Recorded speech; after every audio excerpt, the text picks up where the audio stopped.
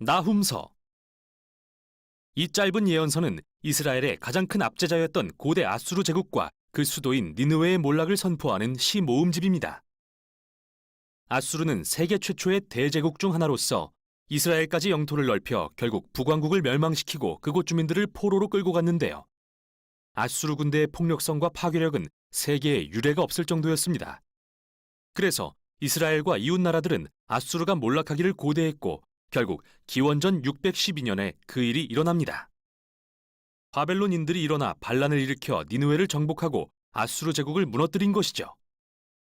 그래서 2장은 니느웨의 멸망을 시로 생생하게 묘사하고 3장은 아수르 제국 전체의 몰락을 그리고 있습니다. 하지만 이 책이 이스라엘의 적들에 대한 비난만 늘어놓는 건 아닌데요. 서두의 1장은 여기엔 그 이상의 훨씬 중요한 의미가 있다는 걸 보여주죠. 이 책은 하나님의 영광이 강렬하게 묘사되는 한 편의 시로 시작합니다. 이는 앞에 나온 미가서가 시작되는 방식이나 다음에 나올 하박국서가 끝맺는 방식과 유사한데요. 전능하신 창조주 하나님이 열방에 맞서 그들의 악함을 심판하실 것임을 묘사하고 있죠. 또한 이 시는 출애굽기 34장의 금송아지 사건에서 하나님이 자신을 스스로 묘사하셨던 유명한 구절을 인용하면서 시작합니다.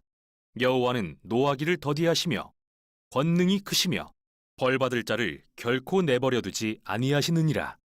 그리고 이 시의 나머지 부분은 오만하고 폭력적인 민족들과 신실한 하나님의 남은 자들의 운명을 오가며 대조하죠.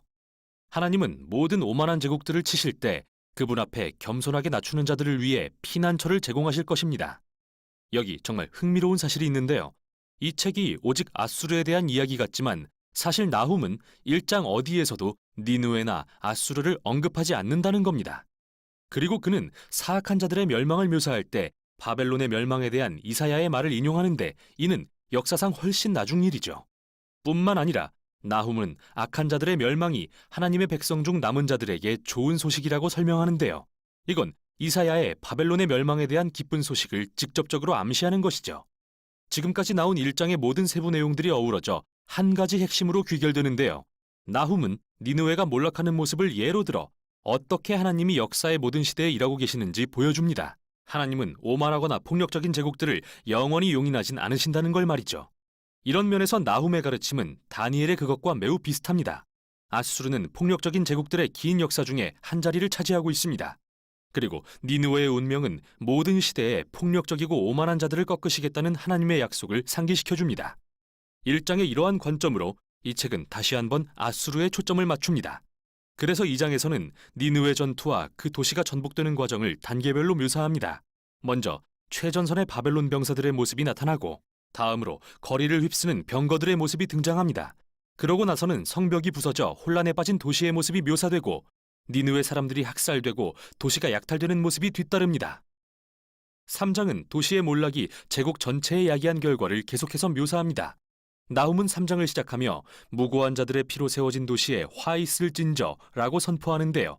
이로써 우리는 아수르를 성공하게 했던 토대 자체가 불의로 세워진 것이었음을 보게 되죠. 결국 그들의 폭력이 자멸의 씨앗을 뿌렸고 아수르는 바벨론에 의해 무너지고 맙니다. 이 책은 멸망한 아수르 왕을 비웃는 것으로 끝을 맺는데요. 그는 치명적인 부상으로 고통받고 있지만 한때 그가 억압했던 어떤 나라에서도 그를 도우러 오는 자가 없고 오히려 그의 몰락을 노래하며 기뻐할 뿐입니다. 그리고 책은 이렇게 끝이 나죠. 참 우울한 책이죠. 그러나 중요한 점은 나훔서는 모든 시대에 반복되는 인간의 폭력과 억압이라는 비극적인 악순환을 다루고 있다는 것입니다.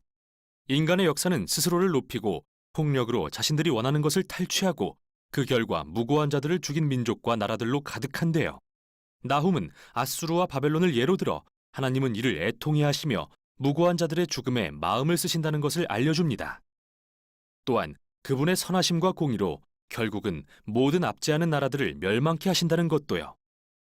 따라서 악에 대한 하나님의 심판은 좋은 소식입니다. 물론 여러분이 아수르가 아니라면 말이죠. 이제 다시 1장에 나오는 시의 결론 부분으로 돌아가 보겠습니다. 이 시는 여호와는 선하시며 환난 날의 피난처이시라.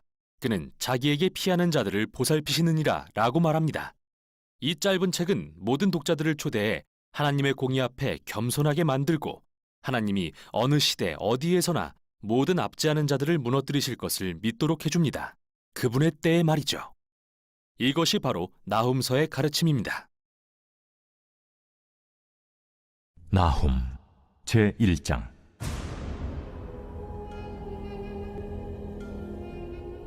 니느웨에 대한 경고, 곧 엘구스 사람 나훔의 묵시에 그리라.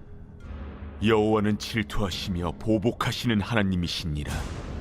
여호와는 보복하시며 진노하시되 자기를 거스르는 자에게 여호와는 보복하시며 자기를 대적하는 자에게 진노를 품으시며 여호와는 노하기를 더디하시며 권능이 크시며 벌받을 자를 결코 내버려 두지 아니하시느니라.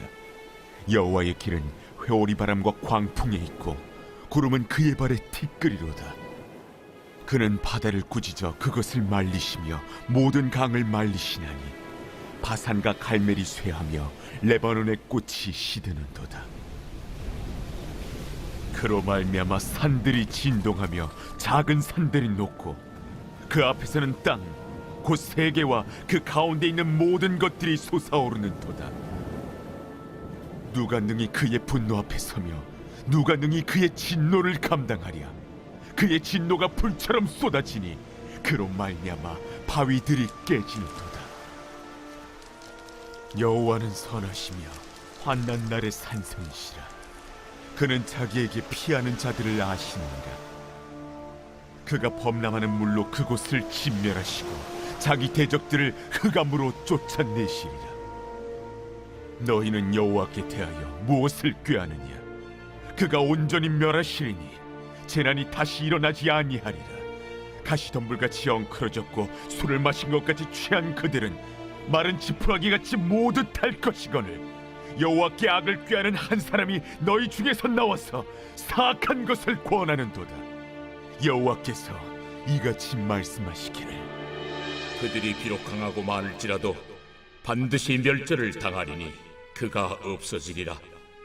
내가 전에는 너를 괴롭혔으나 다시는 너를 괴롭히지 아니할 것이라. 이제 내게 지운 그의 멍에를 내가 깨뜨리고 내 결박을 끊으리라. 나 여호와가 내게 대하여 명령하였나니 내 이름이 다시는 전파되지 않을 것이라. 내가 내 신들의 집에서 새긴 우상과 부은 우상을 멸절하며 내 무덤을 준비하리니 이는 내가 쓸모없게 되었습니다. 볼지어다, 아름다운 소식을 알리고 화평을 전하는 자의 발이 산 위에 있도다. 유다야, 내 절기를 지키고 내 서원을 갚을지어다. 악인이 진멸되었으니 그가 다시는 내 가운데로 통행하지 아니하리로다 하시니라.